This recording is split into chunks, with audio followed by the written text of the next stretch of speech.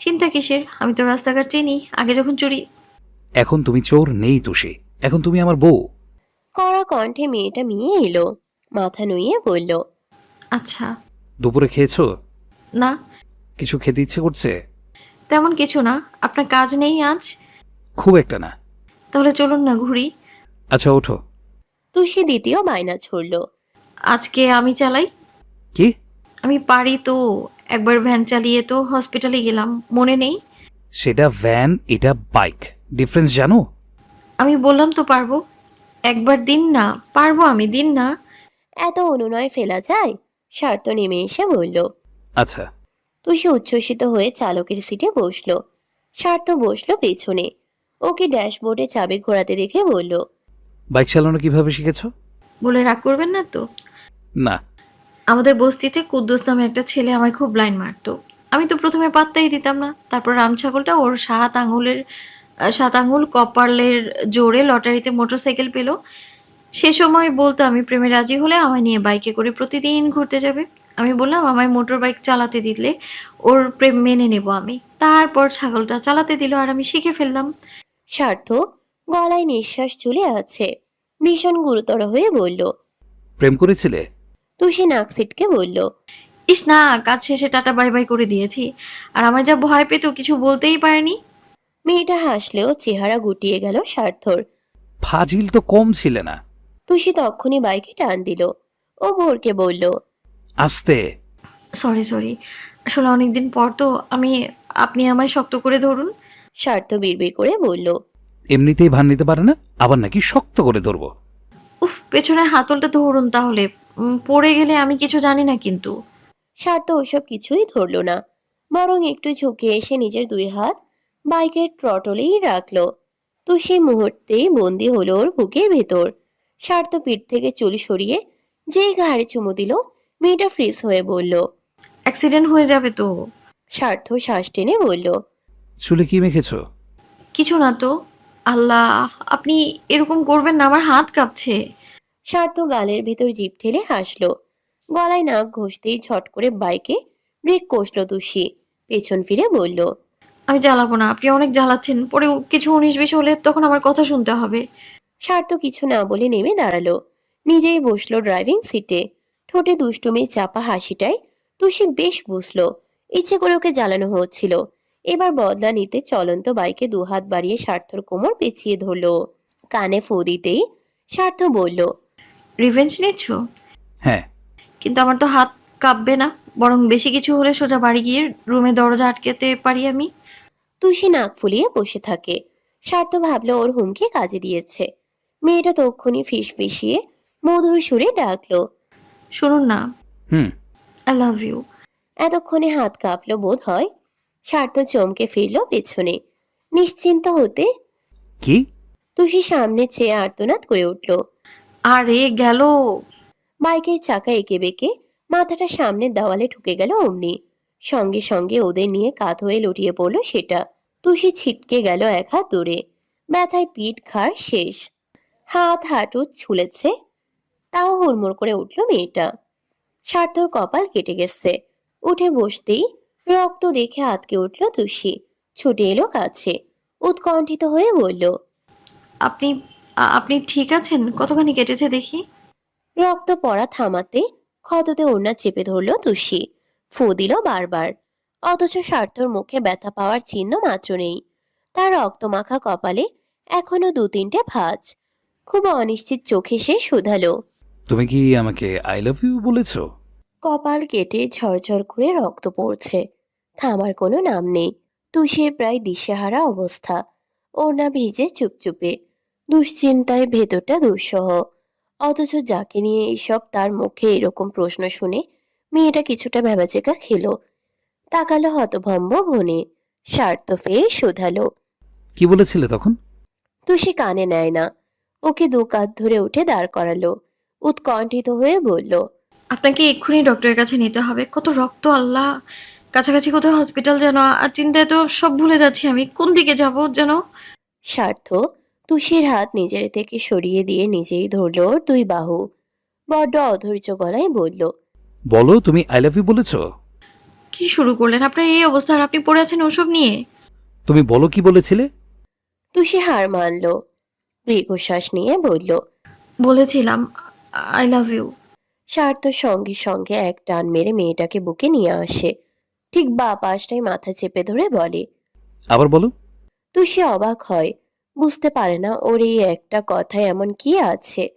তবে টের পাচ্ছে সার্থর বুকের এই দিকটা ঠকঠক করছে খুব, যেন ভূমিকম্পের ধস নেমেছে। এত জোরে বিট করছে হার্টটা। সার্থ তাগিদ দিল ছটফটিয়ে। বলো তুষি। ও থেমে থেমে বলল। I love you. আবার বলো, আরো কয়েকবার। তুষি চোখ বুজে হাসল, একরকম পরিতৃপ্ত হাসি। সার্থর মুখে প্রথম ভালোবাসার কথা শুনে ওর হাত থেকে গ্লাস পড়ে গেছিল। আনচান করে মরেছিল সারা রাত। টানা দুদিন সুখের স্বস্তিতে দম নিতে পারেনি। ওনারও কি আজ এমন লেগেছে? বিটকেলটা তবে ওকে ভালোবেসে ওর ভালোবাসাকেও ছাড়িয়ে গেল এবার। তুষি স্বার্থর শরীরটা দু হাতে শক্ত করে পেঁচিয়ে ধরল, বালিশের মতো আরাম নিয়ে মাথা ঠেকালো তার শক্ত বুকে। আকাশে বাতাসে পাখিদের গুঞ্জনে সর্বত্র নিঃশ্বাস মিশিয়ে বলল। I love you, I love you, I love you, I love you, I love you, I love you, I love you, I love you, I love you. স্বার্থ চটজলদি উত্তর করল। I love you too, I love you too. আজ ইউষার বিয়ে।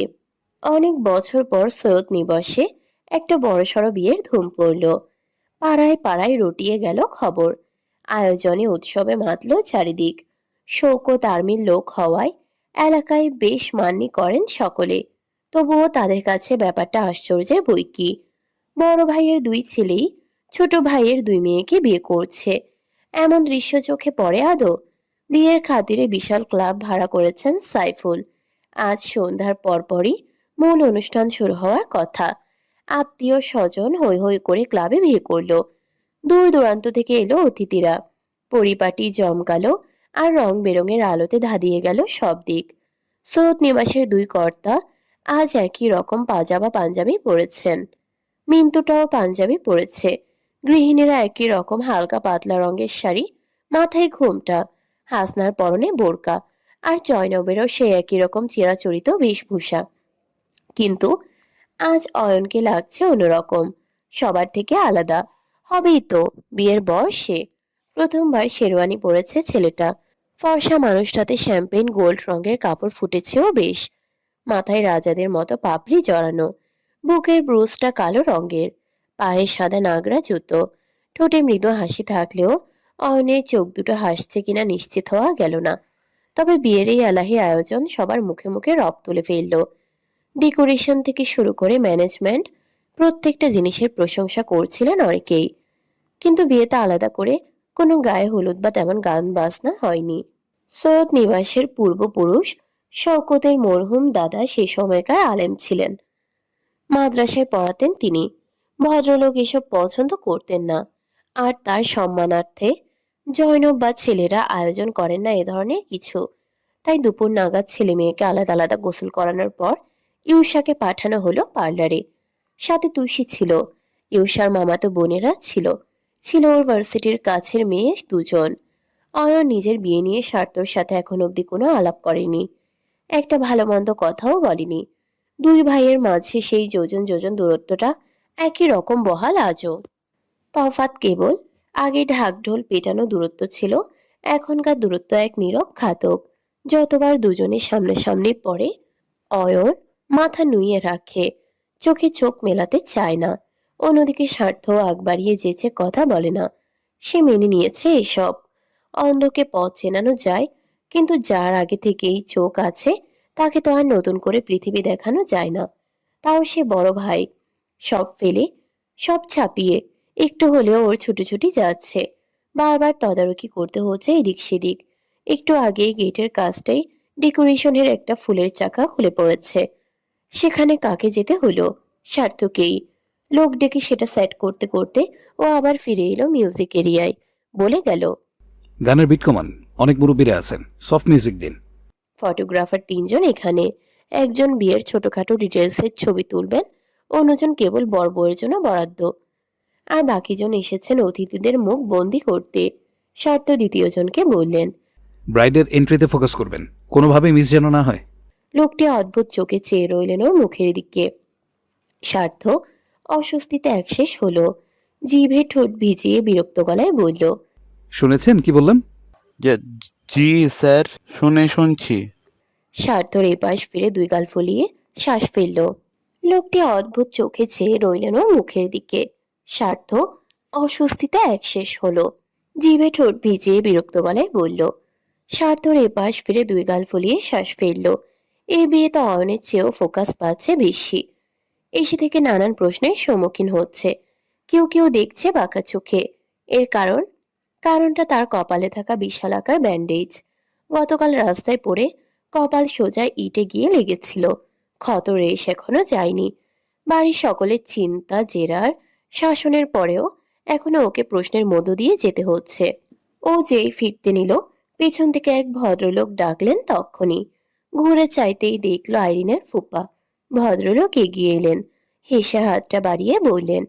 কেমন আছো স্বার্থ? রুফের বিয়েতে এলে না কেন? এ কি, কপালে কি হয়েছে?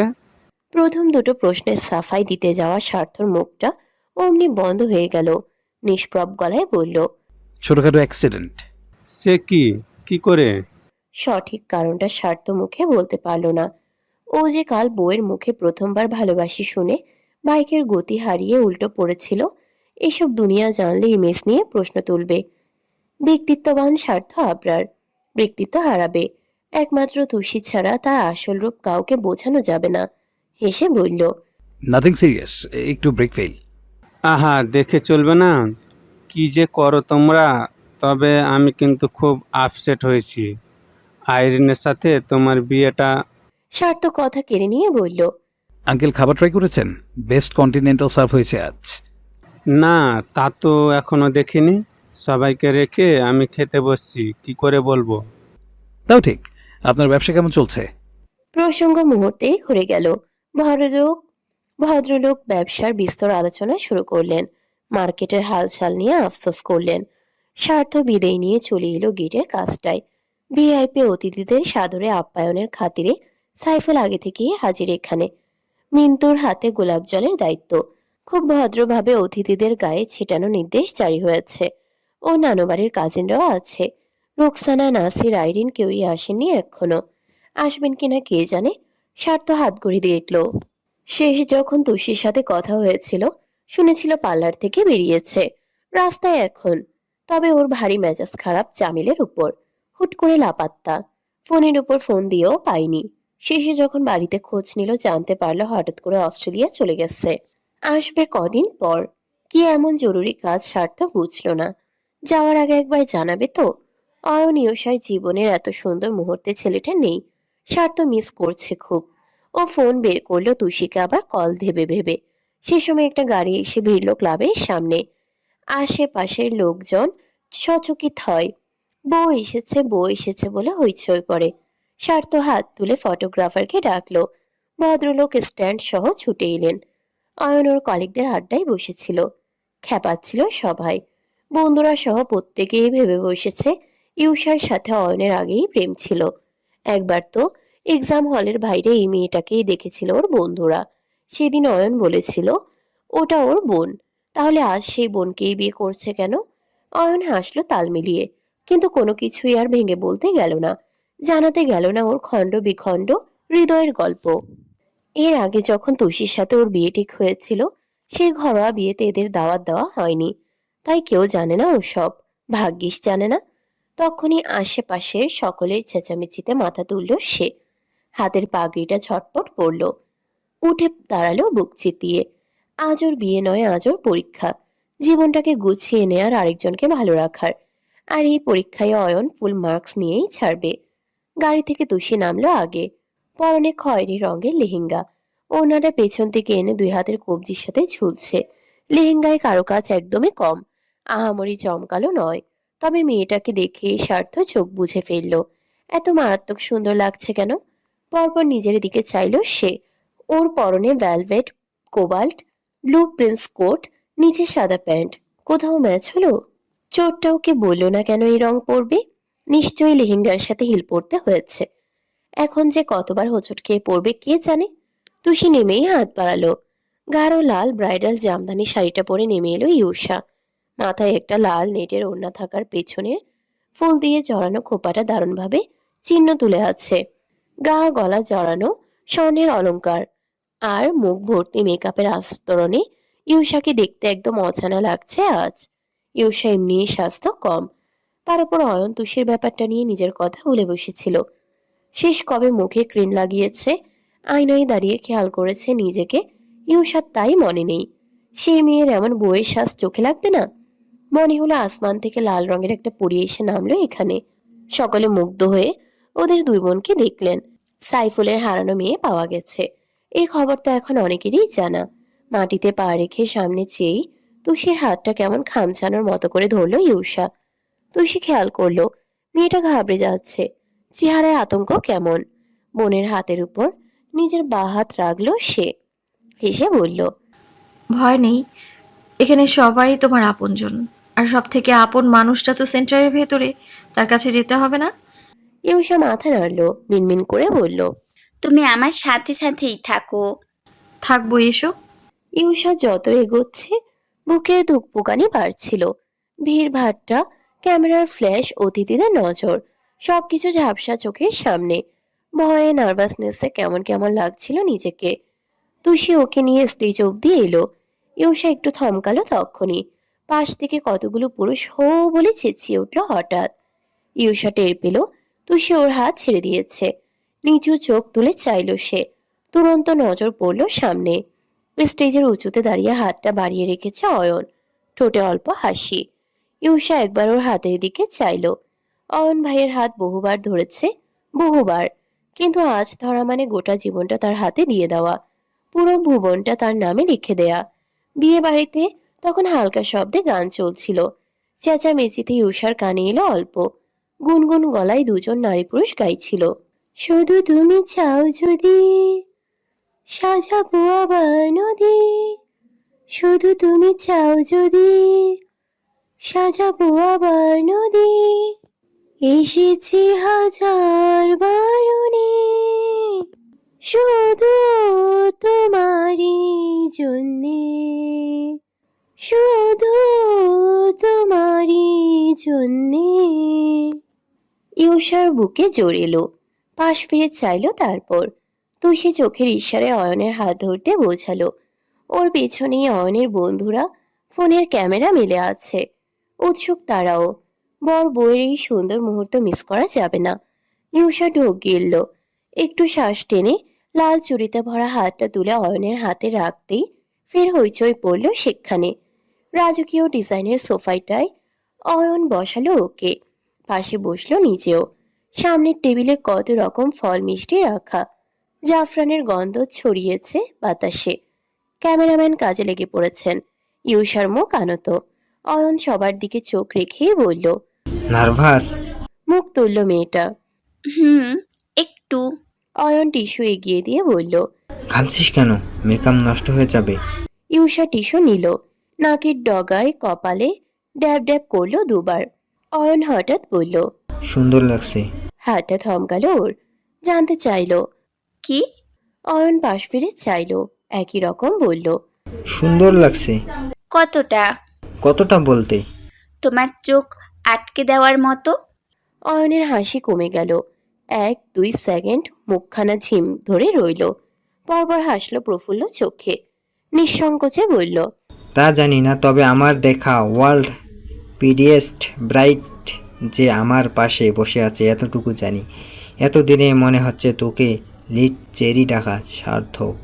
ইউষার সব অস্বস্তি অসঙ্গতি মুছে গেল এই এক কথায়। বন্ধুরা তুষি কতবার বলেছে ওকে দেখতে রানীর মতো লাগছে, কিন্তু ওর ভালো লাগেনি। মনে হয়েছে এত ভালো লেগেও তো লাভ নেই, অয়ন ভাই তাকাবেনই না।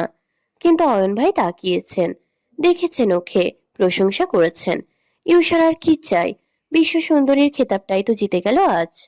হঠাৎ হাত ধরে হ্যাচকা টানে পিছু ফেরাতেই হাই হিল মুচড়ে গেল তুষির। একে বেঁকে থুবড়ে পড়ল সার্থর বুকে। ভোরকে বলল, আপনি? আপনাকেই তো খুঁজছিলাম। তুমি শাড়ি পরোনি কেন? বের হওয়ার সময় মা এসে দিয়ে গেল, বলল বড় মা নাকি পড়তে বলেছে। এখন বড় মায়ের কথা কি ফেলতে পারি? আর আপনিও না বললেন শাড়ি শুধু আপনার সামনেই পরতে। ও পাশ থেকে জবাব না আসতেই ফের বলল, আচ্ছা, আপনার কপালে কি অবস্থা? ব্যথা আছে? ডক্টর কি কিন্তু বলেছিল ব্যথা বাড়লেই সঙ্গে সঙ্গে চলে যেতে। না, নেই। আর যেটুকু, ওটুকু আমার মনের ব্যথার কাছে কম। মনে আবার কিসের ব্যথা পেলেন? তুমি জানো না? না তো। স্বার্থ চুপ করে রইল। তুষি নিষ্পাপ কণ্ঠে বলল, আমি সত্যিই জানি না।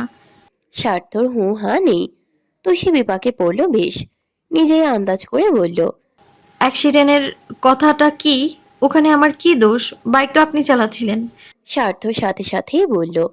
তো তোমাকে তখন ওসব বলতে কে বলেছিল? তুষির চেহারা নুয়ে গেল, লাজুক স্বরে বলল, আমি কি করে জানবো? আমার মুখে ভালোবাসার কথা শুনলে আপনি বাইকের ব্রেক ফেল করবেন? স্বার্থ পুরুষরে বলল, দোষটা তোমারই, তুষি। তোমায় তো জেলের ভেতরে ঢুকিয়েছিলাম। মনের ভেতর ঢুকতে বলেছিল কে? কথাটাই তুষি মুখ তুলে চাইল। চেয়ে রইল স্বার্থর দীপ্ত নয়ন তারায়। একদিন যে দৃষ্টিতে কেবল পাথর দেখেছে, শাসন দেখেছে, অনীহা দেখেছে, সেই চোখে আজ এত প্রেম, এত মোহ, এত মায়া। কিছু বলার আগেই কোত্থেকে ওস্তাদ বলে চিৎকার দিতে দিতে ছুটে এলো বাবলু আর টিনটিন। এক দৌড়ে এসে থামলো ওদের সামনে।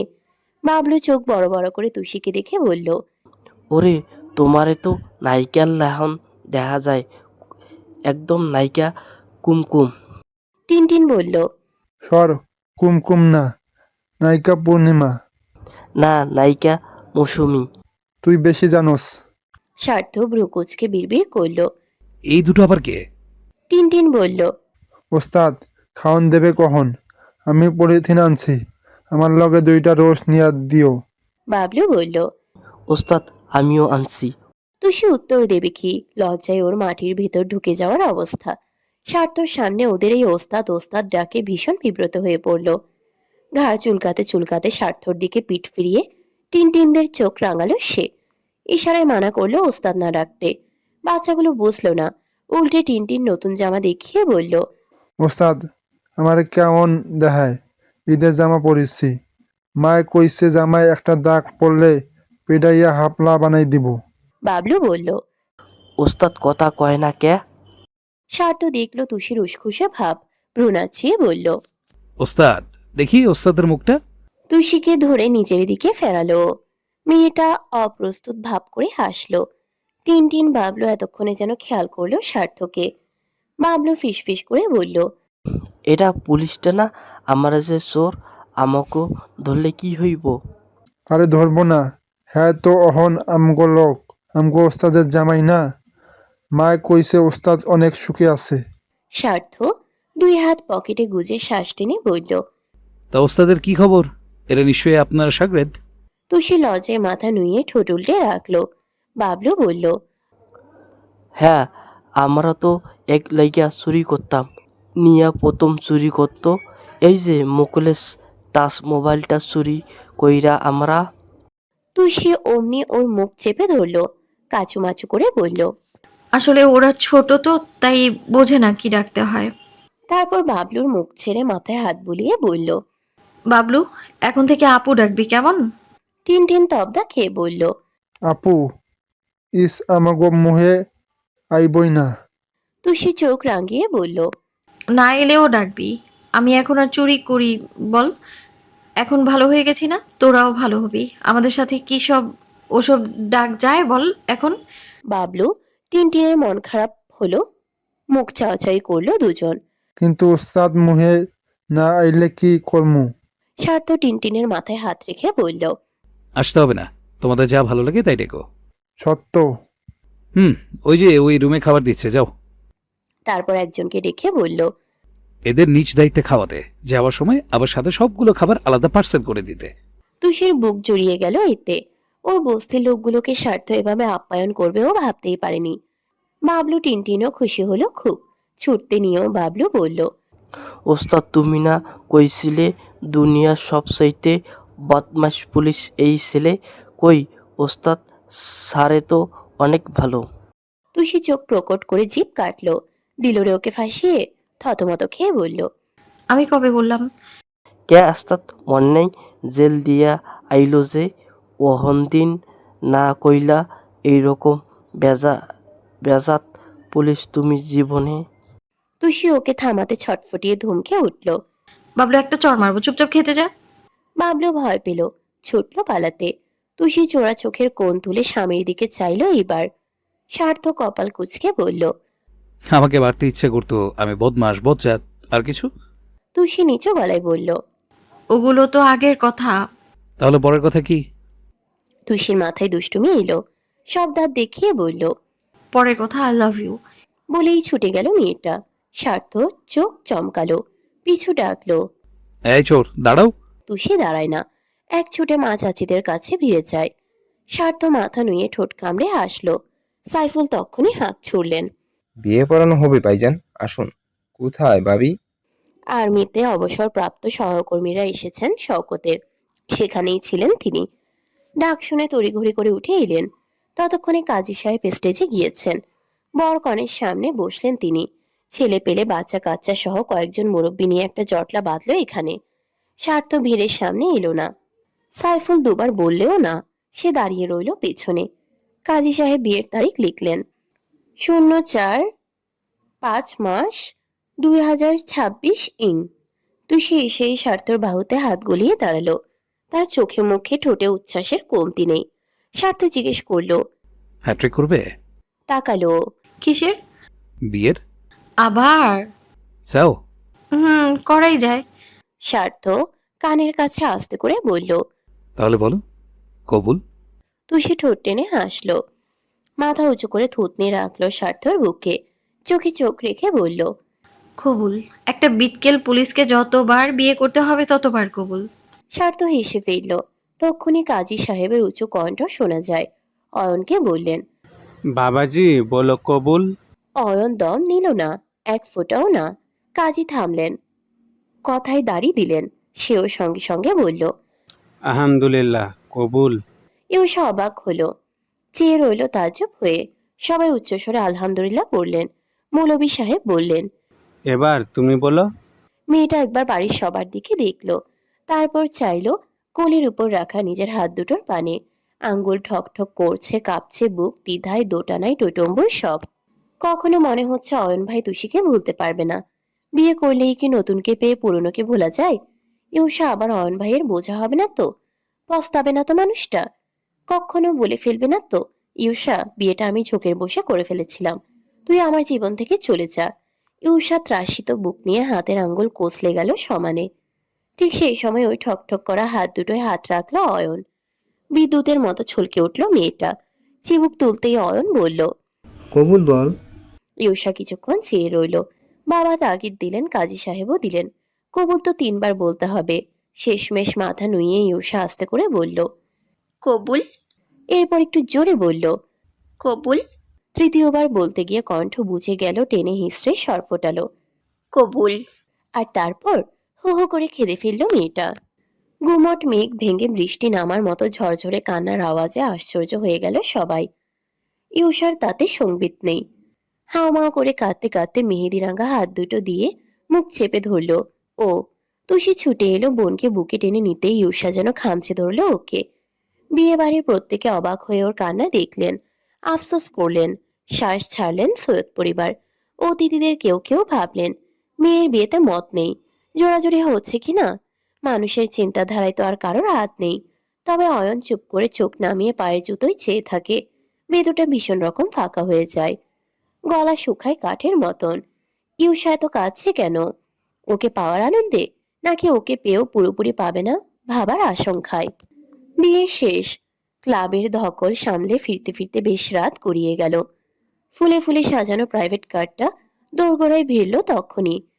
গৃহিণীরা আগের গাড়িতে আসায় পৌঁছেছেন প্রথমে। সেই সাথে দূরের আত্মীয়রা আজ রয়ে গেছেন এখানে। সকলে মিলে ওদের আগ্রহে অপেক্ষায় বর বউয়ের জন্যে। গাড়ির হর্ন পেতেই পরিবেশ যেন আরো উদ্বেল হয়ে উঠল। তনিমা তো আজ বড় মা কম শাশুড়ি বেশি। ছেলের বউকে সাদর আপ্যায়নের জন্য উতলাও খুব। স্বার্থটার বিয়ে তো ওভাবে হলো না, এখন ছোট ছেলেটাই যেন আনন্দের উৎস। ইউসাকে একেবারে হাত ধরে বাড়িতে ঢোকাবেন তিনি। গাড়ি থেকে অয়ন নামলো আগে। মাথায় পাগড়ি ছিল না, তবে একটা গোলাপ দিয়ে বানানো মালা ঝুলছে গলায়। ঘুরে এসে উষার পাশের দরজা খুলতে গেলে বাদ সাধলো ওর কাজিনরা। বলল, হাঁটিয়ে নেওয়া যাবে না দুলাভাই, এভাবে বোনকে হেঁটে যেতে দেব না। অয়ন বলল, তাহলে সেটা আপনার ব্যাপার, আমরা কি জানি।